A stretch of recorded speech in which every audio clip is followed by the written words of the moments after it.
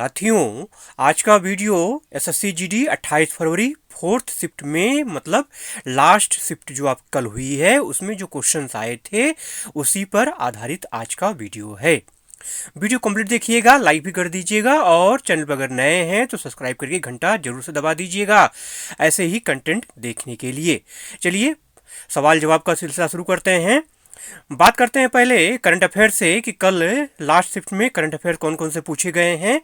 तो दो current affair से क्वेश्चंस आए हैं। पहला क्वेश्चन है कि अंतर्राष्ट्रीय एमी पुरस्कार 2023 से, ये क्वेश्चन रिपीटेड है, इसके पहले भी क्वेश्चन आया था ये, ठीक है। तो अंतर्राष्ट्रीय एमी पुरस्कार 2023 से किस कॉमेडियन को सम्मानित किया गया है? तो इसका जो राइट आंसर है वो है वीर दास।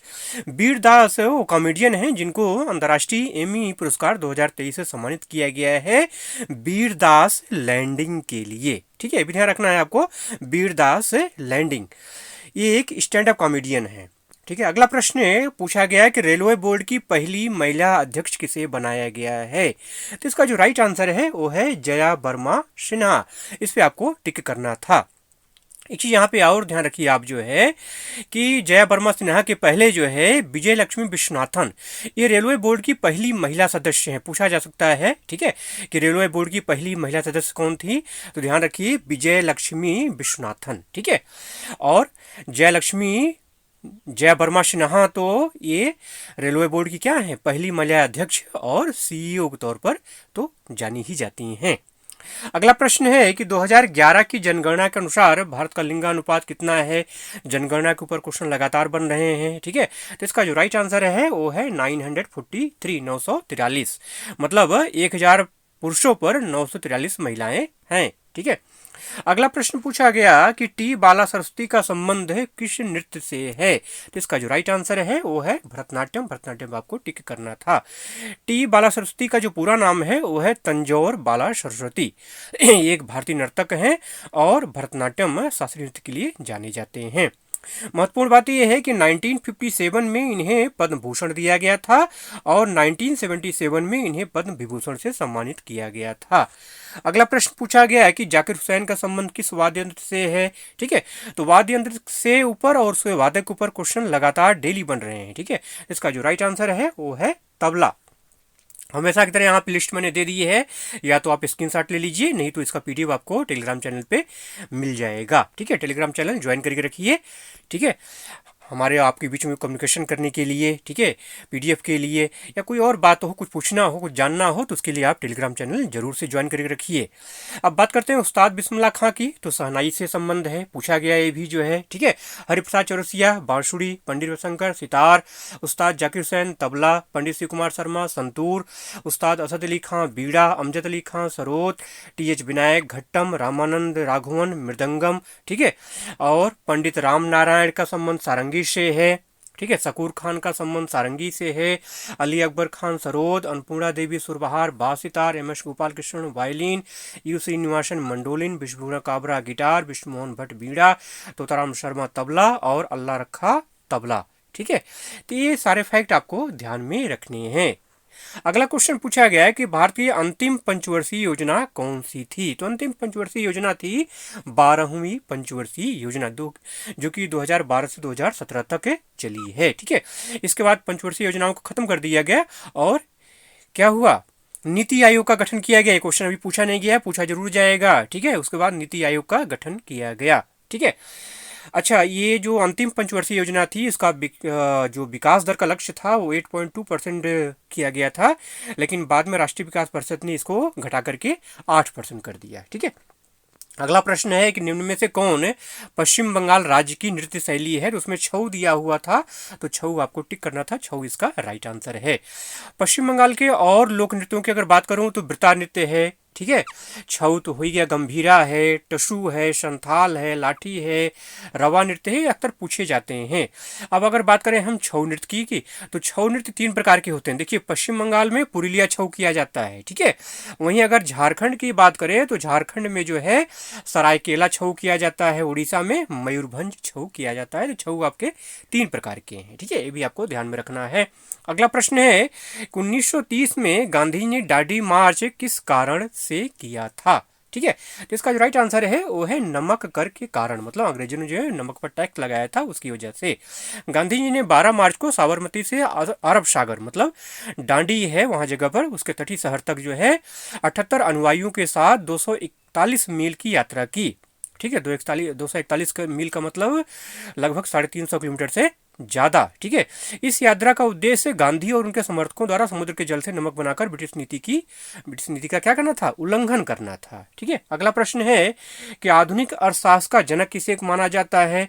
तो आधुनिक अर्थशास्त्र का जनक जो है एडम स्मिथ को माना जाता है। ठीक है, एक चीज और ध्यान दीजिए, अर्थशास्त्र के लेखक कौन है? कौटिल्य। ठीक है, पूछा नहीं गया, पूछा जरूर जाएगा। ठीक है, अगला क्वेश्चन है कि स्विमिंग में उल्टा तैरना क्या कहते हैं? तो बैक स्ट्रोक कहा जाता है। ठीक है, अगला प्रश्न है कि ऐसा कौन सा खेल है जो घर के अंदर और बाहर दोनों खेला जाता है? इस टाइप का शायद क्वेश्चन था और आपको ऑप्शन दिए हुए थे, तो उसमें टेबल टेनिस ऑप्शन था। ठीक है, तो ये आपका राइट आंसर है। ठीक है, आपको चलिए ये बता देता हूं कि इंडोर आउटडोर होता क्या है। ऐसे खेल जो ढके हुए स्थान पे खेले जाते हैं, ठीक है, घर के अंदर, ठीक है, या ऊपर जिसके छत हो, तो उसको इंडोर गेम कहते हैं, जैसे कि बैडमिंटन है, टेबल टेनिस है, वॉलीबॉल है। ठीक है, और ऐसे मैदान जो खुले मैदान में खेले जाते हैं उन्हें आउटडोर कहते हैं, जिनके ऊपर छत नहीं होती है, जैसे क्रिकेट है, हॉकी है, फुटबॉल है। ठीक है, तो ये आउटडोर गेम है। ठीक, अगला प्रश्न पूछा गया कि भारतीय प्राचीन दार्शनिकों के अनुसार तत्व कितने प्रकार के होते हैं?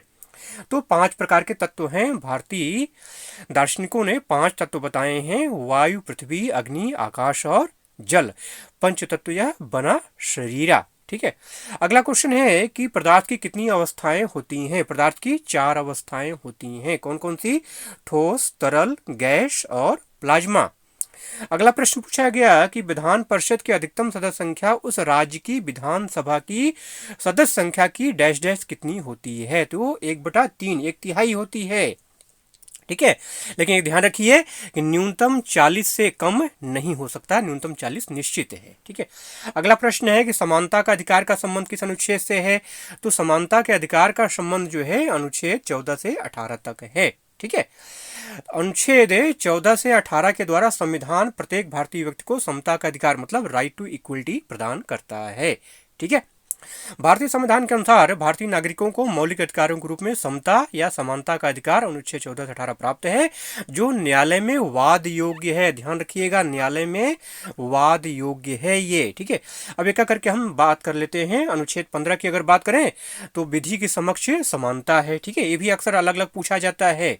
ठीक है, अनुच्छेद ये 14 है, विधि के समक्ष समानता। अनुच्छेद जो है 15 है। ठीक है, धर्म, वंश, जाति, लिंग, जन्म स्थान आदि के आधार पर भेदभाव नहीं किया जाएगा। अनुच्छेद 16 है, लोक नियोजन के विषय में अवसर की समानता। अनुच्छेद 17 है, छुआछूत मतलब अस्पृश्यता का अंत कर दिया गया है। ठीक है, ये पूछा जाता है कि अस्पृश्यता का अंत किस अनुच्छेद में है? अनुच्छेद 17 में है। ठीक है, अनुच्छेद 18 का संबंध उपाधियों के अंत से है। ठीक है, उपाधियों के बारे में थोड़ा सा क्लियर कर दूं आपको, जो है कि उपाधियां जो है 2 तरह की होती हैं, 2 तरह की मान्य हैं। ठीक है, पहला है अनुच्छेद 18(1) के द्वारा राज्य सेना द्वारा जो उपाधि या विद्या अर्जित की जाती है वो मान्य है। ठीक है, इसके अतिरिक्त जो है अन्य उपाधियां वर्जित हैं। और अनुच्छेद 18(2) कहता है, निर्देश करता है कि भारत का नागरिक विदेशी राज्य से कोई भी उपाधि ग्रहण नहीं करेगा। ठीक, अगला प्रश्न है कृषि उपज का वह भाग जो किसानों द्वारा बाजार में बेचा जाता है क्या कहलाता है? इसको बोलते हैं विपणित अधिशेष। विपणित अधिशेष। अगला प्रश्न पूछा गया है कि महावीर स्वामी कौन से जैन तीर्थंकर थे? महावीर स्वामी 24वां जैन तीर्थंकर थे। इनके बाद कोई भी तीर्थंकर नहीं हुआ, मतलब महावीर स्वामी जो है ये जैन समुदाय के अंतिम तीर्थंकर थे। इनका जन्म ईसा पूर्व 599 वर्ष माना जाता है। अगला प्रश्न पूछा गया है कि नई आर्थिक नीति 1991 किस मॉडल पर आधारित थी? तो एलपीजी मॉडल पर आधारित थी। एलपीजी। ठीक है, एलपीजी का मतलब क्या है? एलपीजी का मतलब है उदारीकरण, निजीकरण और वैश्वीकरण। ग्लोबलाइजेशन, जी मतलब ग्लोबलाइजेशन, पी मतलब प्राइवेटाइजेशन, एल मतलब लिक्विफिकेशन। ठीक है, देखिए ये जो है नरसिम्हा राव सरकार मतलब पामुल पर्थी वेंकट नरसिम्हा राव। ठीक है, पीवी नरसिम्हा राव जिसको शॉर्ट फॉर्म आप कहते हैं, पूरा नाम क्या है? पामुल पर्थी वेंकट नरसिम्हा राव। 28 जून 1921 से लेकर 23 सितंबर 2004 तक इनका जीवन काल है, ठीक है, जिनको हम पीवी नरसिम्हा राव के नाम से जाना जाता है। जून 1991 में भारत की अर्थव्यवस्था को एक नई दिशा प्रदान की, ठीक है। यह दिशा उदारीकरण, निजीकरण और वैश्वीकरण, मतलब इसको एलपीजी मॉडल के रूप में जाना जाता है, और पूरे देश में आर्थिक सुधारों के रूप में लागू की गई। अगला प्रश्न है कि अनियमित जमा योजना विधेयक कब पारित किया गया? तो अनियमित जमा योजना विधेयक जो है 2019 में पारित किया गया, ठीक है। वित्त मंत्री श्रीमती निर्मला सीतारमण ने 19 जुलाई 2019 को लोकसभा में अनियमित जमा योजना प्रतिबंध विधेयक 2019 को पेश किया था, ठीक है। अगला प्रश्न कुछ इस तरह से पूछा गया है कि बौद्धिक, सामाजिक और आर्थिक विकास के लिए क्या जरूरी है?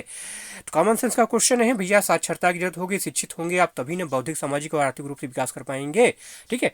तो शिक्षा जो है ये सामाजिक आर्थिक प्रगति की सूचक है। शिक्षा का प्रमुख कार्य मनुष्य के जीवन के विभिन्न पक्षों तथा बौद्धिक, भावात्मक, शारीरिक, सामाजिक आदि का समुचित विकास करना है। अगला प्रश्न पूछा गया है कि बनारस का तत्सम क्या है? बनारस का तत्सम है वाराणसी, ठीक है, वाराणसी। झोपड़ी का पर्यायवाची आपसे पूछा गया, तो झोपड़ी का पर्यायवाची है मढ़ी, काटेज, छप्पर, कुटी, कुटीर, कुटिया, पर्णकुटी, पर्णशाला, ठीक है, मड़ई। तो जैसा ऑप्शन रहेगा वैसा आप टिक करेंगे, ठीक है। वीडियो अगर अच्छा लगा हो तो एक लाइक जरूर से कर दीजिएगा। चलिए मिलते हैं अगले वीडियो में, तब तक के लिए जय हिंद।